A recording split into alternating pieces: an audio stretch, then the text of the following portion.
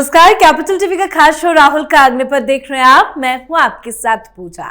आज देश भर में मकर संक्रांति का त्योहार धूमधाम के साथ मनाया जा रहा है।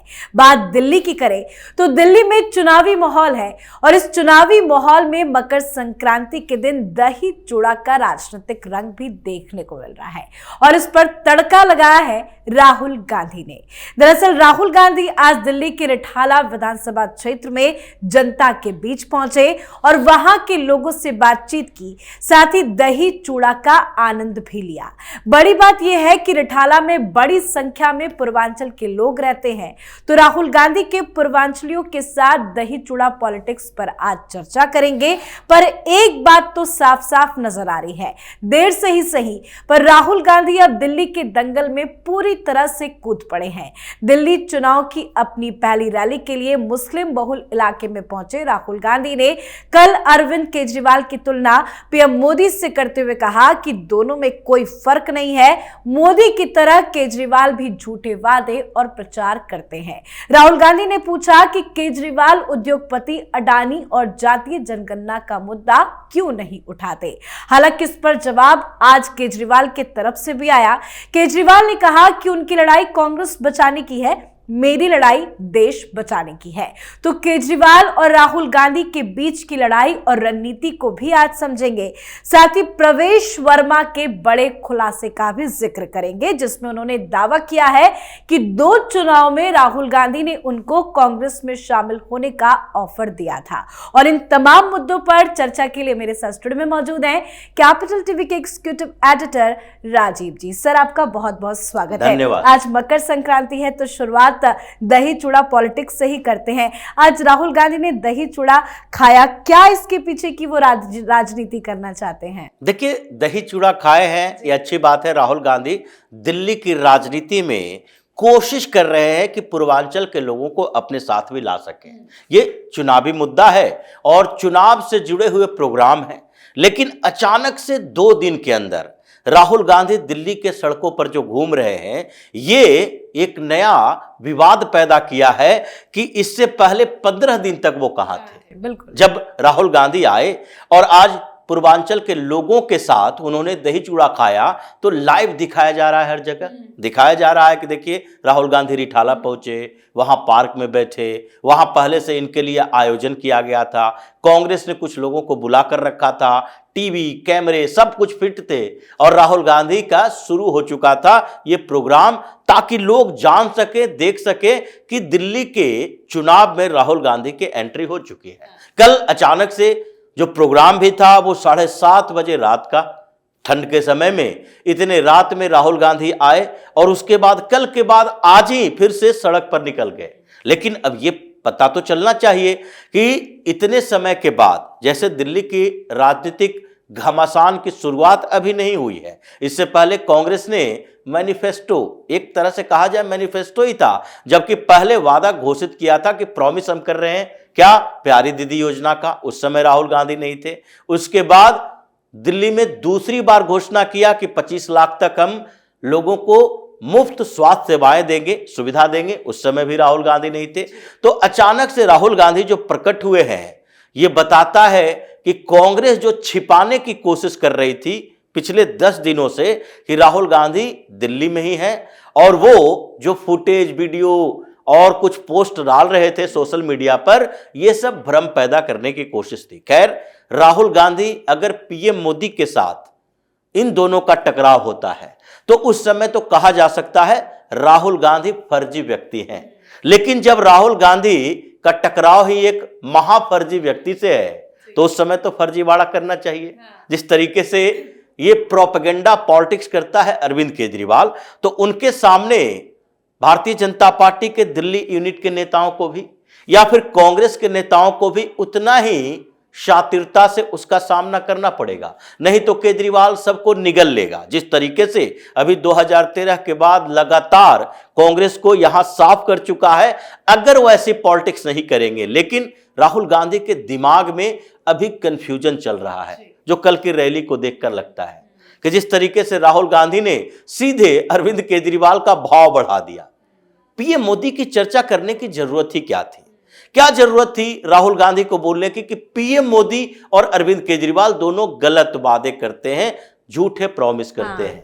ये दोनों की तुलना, आपको तुलना करनी है तो अरविंद केजरीवाल की तुलना विजेंद्र सचदेवा से करते, दिल्ली में मनोज तिवारी से करते। आप सीधे अरविंद केजरीवाल का लेवल बढ़ा रहे हो और फिर कह रहे हो कि कांग्रेस को दिल्ली में लाना चाहिए। आप जिससे समर्थन मांग रहे हो उन लोगों को तो सोचो कि अरविंद केजरीवाल के खिलाफ आप बोल रहे हो कि उसका पोजीशन बढ़ा रहे हो। अरविंद केजरीवाल इतने साल से यही प्रयास करता रहा और उसकी पूरी टीम इसी बात पे लगी रही कि ये कभी दूसरे नेताओं को टारगेट नहीं करता है। ये बीच में किसी तरीके से मोदी के बाद अमित शाह के ऊपर शिफ्ट हुआ था, लेकिन ये छोटे मोटे नेताओं की बात नहीं करता। ये दिल्ली में भी बात करता है तो हमेशा से पीएम मोदी की चर्चा करेगा, क्योंकि इसका टारगेट ऐसा है कि पूरे देश में लगे कि अरविंद केजरीवाल सीधे मोदी को टक्कर दे रहे हैं, इंडी अलायंस के बीच लगे, दूसरी पार्टी के नेता ये सोच सके, जैसे ममता बनर्जी के लिए कुछ लोगों ने प्लानिंग की थी, तो उसी तरह अरविंद केजरीवाल जब मोदी वर्सेस केजरीवाल की कोशिश करता है तो फिर आप भी उसी मैदान में कूद गए और आपने ही सीधे एक ही बात कह दी, मोदी की तरह अरविंद केजरीवाल करते हैं। क्या तुलना है पीएम मोदी से अरविंद केजरीवाल की? क्या पीएम मोदी के ऊपर किसी घोटाले का आरोप है? क्या पीएम मोदी जेल में जा चुके हैं? क्या पीएम मोदी के ऊपर कोई झूठ फर्जीवाड़ा करने का आरोप है? अरविंद केजरीवाल जैसे व्यक्ति की तुलना आप मोदी से नहीं कर सकते हो, क्योंकि केजरीवाल एक अनोखा किस्म का राजनेता है और ये अपनी झूठ इतनी सफाई से बोलता है कि सामने वाला भी कंफ्यूज हो जाए। जैसे राहुल गांधी अभी कंफ्यूज है, इस बात के लिए कंफ्यूज है कि हम सीधे कैसे कैसे अटैक करें। पीएम मोदी भी यहां पर चुनाव प्रचार के लिए उतरे, 2 रैलियां की। क्या उन्होंने राहुल गांधी के बारे में कुछ बोला, कांग्रेस के बारे में कुछ बोला? क्योंकि भारतीय जनता पार्टी को यह पता है कि यहां हम चुनाव लड़ रहे हैं किसके खिलाफ? केजरीवाल के खिलाफ। अब राहुल गांधी को यह पता ही नहीं होता कि हम कहीं भी चुनाव किसी पार्टी के खिलाफ लड़ रहे हैं या सब जगह भारतीय जनता पार्टी के खिलाफ लड़ रहे हैं। तो इसी कंफ्यूजन में कल परेशानियां हुई और इसके कारण दिल्ली यूनिट के लोग बहुत खुश नहीं हैं। देवेंद्र यादव मन संचालन करते हुए जिस अंदाज में बात कर रहे थे, वो अंदाज को सीधे तौर पर राहुल गांधी प्रेजेंट नहीं कर पाए। जिस तरह से रहमान कर रहे थे, उनके कांग्रेस के कैंडिडेट बोल रहे थे, राहुल गांधी से उनको प्रोत्साहन मिलना चाहिए था कि देखो नॉर्थ ईस्ट दिल्ली का क्षेत्र है और यह क्षेत्र मुस्लिम बाहुल्य भी है, तो मुसलमानों को अट्रैक्ट करने के लिए तुम बीजेपी का वही रूप केजरीवाल के सामने रखोगे कि भारतीय जनता पार्टी और आम आदमी पार्टी ये दोनों से हम लड़ रहे हैं, तो भारतीय जनता पार्टी वर्सेस केजरीवाल होगा, कांग्रेस बीच में से खत्म हो जाएगी। तुम्हें करना है आप वर्सेस कांग्रेस, और ये इन लोगों की प्लानिंग थी कि कम से कम राहुल गांधी ये दिखाएं कि इन क्षेत्रों में हम आम आदमी पार्टी वर्सेस कांग्रेस हैं, यहां तो भारतीय जनता पार्टी है ही नहीं। यहां आप लोग हमें सपोर्ट कीजिए तो हम जीत सकते हैं, केजरीवाल को सपोर्ट करेंगे केजरीवाल जीतेगा। आपने इसको त्रिकोणीय मुकाबला ऐसे बना दिया कि मुसलमान कंफ्यूज हो जाएंगे कि नहीं आम आदमी party versus Bharatiya Janata party है तो कांग्रेस को वोट देने से क्या फायदा है। ये कंफ्यूजन रही है कि पहली बार ही जैसे ही मैदान में उतरे और राहुल गांधी ने कई बड़ी गलतियां कर दी, लेकिन खैर अब उसको सुधारने की कोशिश है। अगले दिन से ही पूर्वांचलियों के साथ गए हैं और पूर्वांचली वोटर की बात यहां जो की जाती है, दिल्ली के अंदर स्ट्रक्चर अलग है।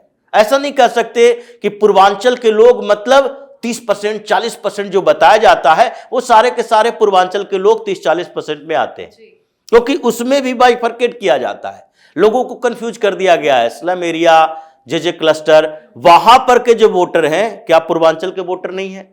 सबसे ज्यादा माइग्रेट करने वाले लोग जो बिहार से, यूपी से, मध्य प्रदेश, राजस्थान से भी इन जगहों से जो आए हैं या तो स्लम एरिया में रहते हैं बहुत सारे लोग, या जे क्लस्टर में रहते हैं। स्लम एरिया और जे क्लस्टर में थोड़ा अंतर है। जे क्लस्टर यानी कि जहां सीमेंटेड छत नहीं है, जिनके ऊपर छत नहीं है, वो ऐसे ही एक तरह से एस्बेस्टस के छोटे छोटे कॉलोनी बनाए जाते हैं। लेकिन स्लम एरिया वो है जहां सुविधाएं नहीं है लेकिन मकान हैं, अच्छे ठीक ठाक सामान्य कॉलोनियां जो है वो भी स्लम एरिया में आती है। तो और इसलिए 675 स्लम एरिया, 1770 जो झुग्गी, जे क्लस्टर, इन सारे मिलाकर 15 लाख के करीब वोटर हैं और 15 लाख में 10 लाख से ज्यादा पूर्वांचल के लोग हैं। भारतीय जनता पार्टी का जो प्रकोष्ठ है जे क्लस्टर के लिए, स्लम एरिया के लिए, वो इस पर माइन्यूट तरीके से देख रहा है कि कैसे हम आगे बढ़े। इसलिए विष्णु मित्तल जो ये पूरा प्रकोष्ठ देख रहे हैं, उन्होंने कहा कि देखिए इस क्षेत्र में जो ज्यादातर पूर्वांचली भी इसमें आते हैं,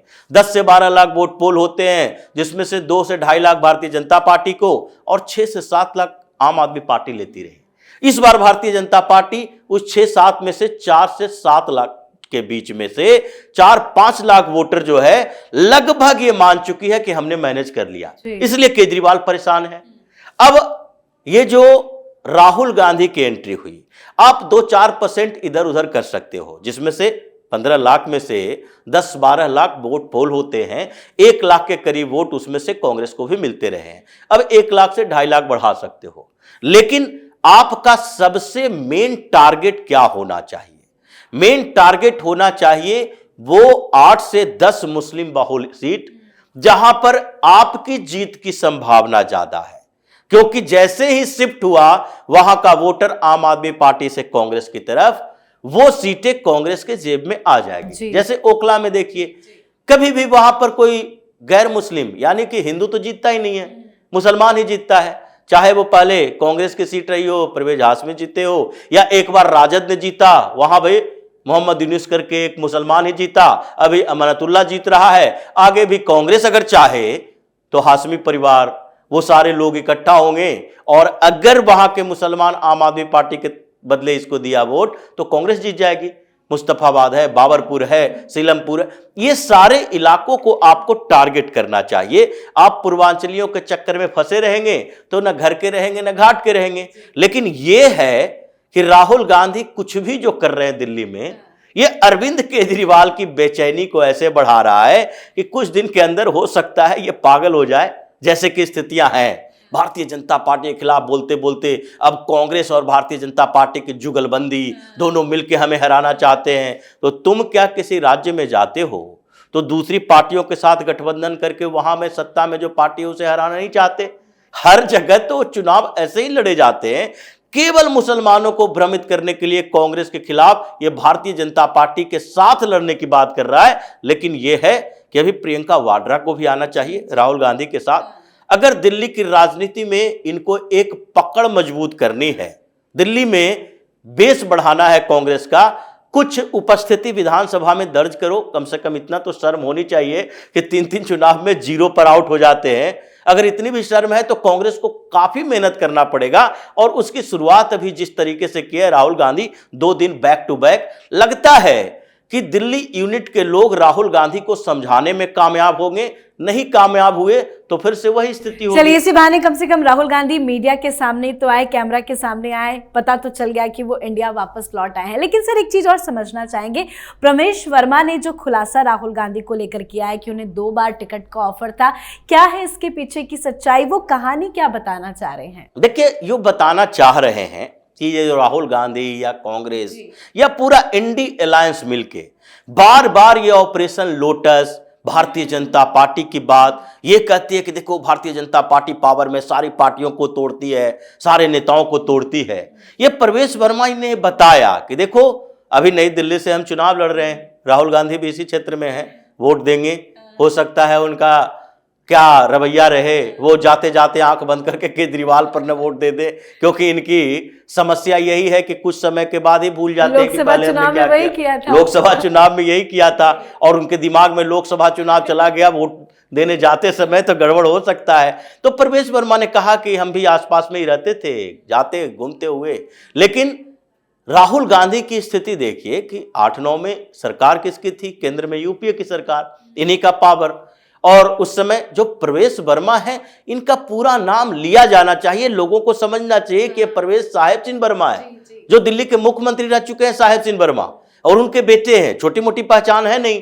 तो जब भारतीय जनता पार्टी का जो कल्चर रहा है कि ऐसा नहीं है कि पिता हैं तो बेटे को भी टिकट दे दिया जाएगा। राजनाथ सिंह के बेटे को भी तत्काल टिकट नहीं मिला, तो साहिब सिंह वर्मा क्या है? ये तो संघ और भारतीय जनता पार्टी दोनों का नेचर रहा है कि आप कार्यकर्ता से ऊपर बढ़ेंगे और फिर नेता बनेंगे और नेता के बाद मेहनत करने पर मंत्री बनेंगे। ये कांग्रेस नहीं है कि पायलट की तरह ऊपर से पैराशूट से उतरे और 10 जनपद में लैंड हो गए, सांसद बन गए, महासचिव बन गए। ये स्थिति तो है नहीं। तो वो इन चीजों को जानते थे, लेकिन राहुल गांधी को इतनी समझदारी थी नहीं। उन्होंने ऑफर पर ऑफर देना शुरू कर दिया 2008-9 में ही कि भाई आ जाओ इधर, भारतीय जनता पार्टी आपको टिकट नहीं दे रही है, इसलिए यहां आ जाओ, यहां काम करो, हम आपको सीधे लोकसभा या विधानसभा जहां कहोगे 2009 में लोकसभा में दे देंगे या फिर विधानसभा में 2008 में दे देंगे। वही 2-3 ऑफर की बात कर रहे हैं। अब उनकी मानसिकता दिखती है कि देखिए, परवेज साहिब सिंह वर्मा जो कि ये जानते थे कि इसका कल्चर क्या है हमारी पार्टी का, हम काम कर रहे हैं तो आगे बढ़ेंगे ही। आज लगभग ये मानकर चलना चाहिए कि बीजेपी का भारतीय जनता पार्टी की तरफ से ये दिल्ली के सीएम का चेहरा है, लगभग ये मानकर चलना चाहिए। लेकिन फिर भी उन्होंने वेट किया। कांग्रेस की ये पोल इसलिए खोली है कि आज जब भारतीय जनता पार्टी पावर में है, तुम्हारे नेताओं के अंदर ये औकात नहीं है, वैचारिक नहीं है, वो विचारधारा नहीं है उसके अंदर कि वो उसको छोड़ने से कोई दिक्कत हो जाएगी तो वो हमारे साथ आ रहा है।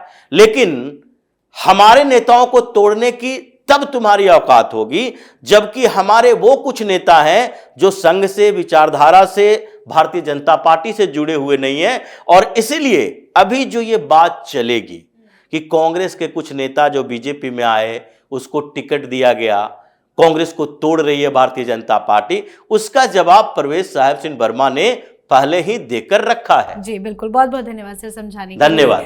तो दिल्ली में चुनावी लड़ाई त्रिकोणीय हो ना हो, लेकिन जरूर ऐसा हो गया है कि कैंपेन त्रिकोणीय नजर आ रहा है, क्योंकि अब खुलकर राहुल गांधी केजरीवाल पर हमलावर हो गए हैं और केजरीवाल चारों तरफ से फंस चुके हैं। जिस तरह से उन्होंने आज पूर्वांचलियों के साथ दही चूड़ा का आनंद लिया, वो भी केजरीवाल की मुसीबत बढ़ाने वाला है। साथ ही प्रवेश वर्मा ने जो खुलासा किया है वो भी काफी चौंकाने वाला है राहुल गांधी के लिए। तो इस पर आप अपनी राय कमेंट करके जरूर लिखिएगा। देखते रहिए कैपिटल टीवी। नमस्कार।